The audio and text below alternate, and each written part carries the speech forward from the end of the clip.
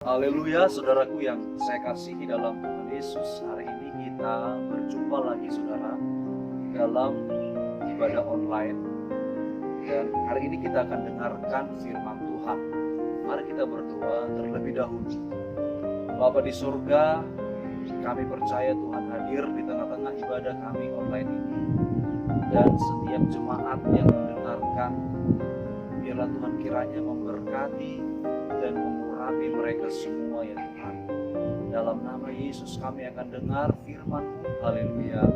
Amin. Saudaraku yang dikasihi Tuhan, hari ini kita akan dengar firman Tuhan dengan tema pertolonganku dari Tuhan. Saudara-saudara, hari-hari ini Indonesia sedang dilanda stres. Indonesia sedang dilanda ketakutan. Indonesia sedang dilanda oleh kegalauan. Ada begitu banyak rekan-rekan, ada begitu banyak kerabat, ada begitu banyak kenalan yang dipanggil Tuhan oleh karena pandemi ini membuat Indonesia ini adalah kategori sangat-sangat mencekam. Tetapi saudaraku yang dikasihi Tuhan, keadaan sekarang ini membuat kita berpikir, siapa yang menjamin hidup kita? Siapa yang menjamin setiap pertolongan-pertolongan atas masalah-masalah kita? Dan apa yang harus kita lakukan? Ini betul-betul suatu pertanyaan semua anak-anak Tuhan, semua orang yang ada di dunia ini.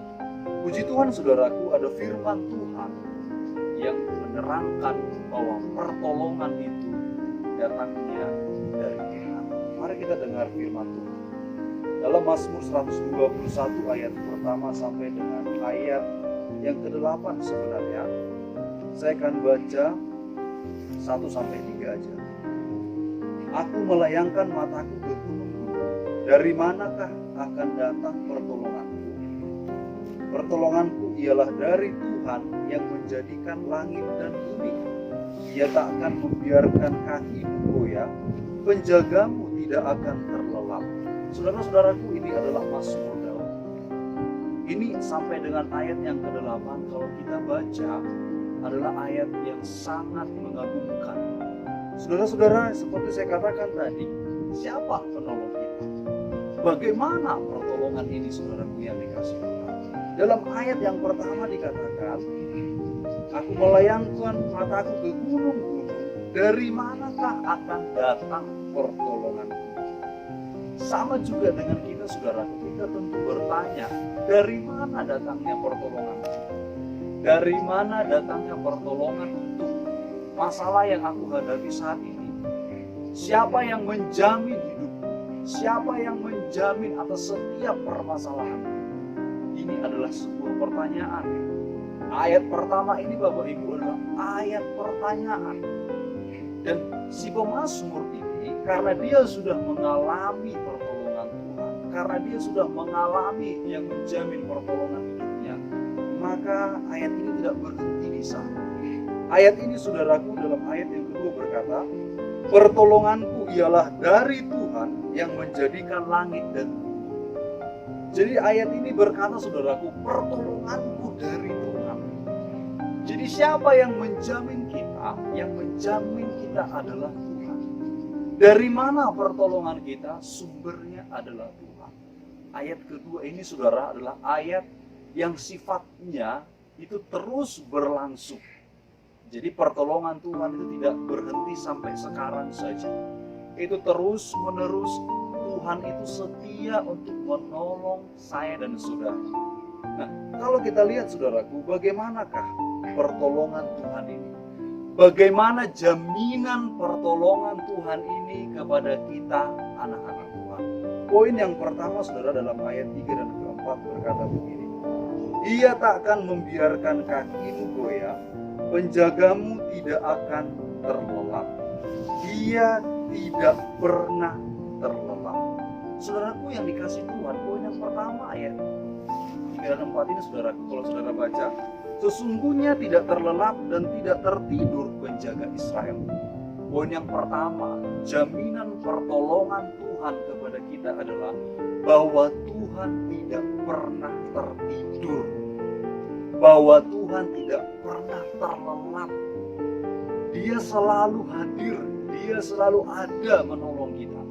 Sekalipun kita sering meninggalkan Tuhan, sekalipun kita itu sering tertidur rohani, tapi Tuhan tidak pernah tertidur, saudara.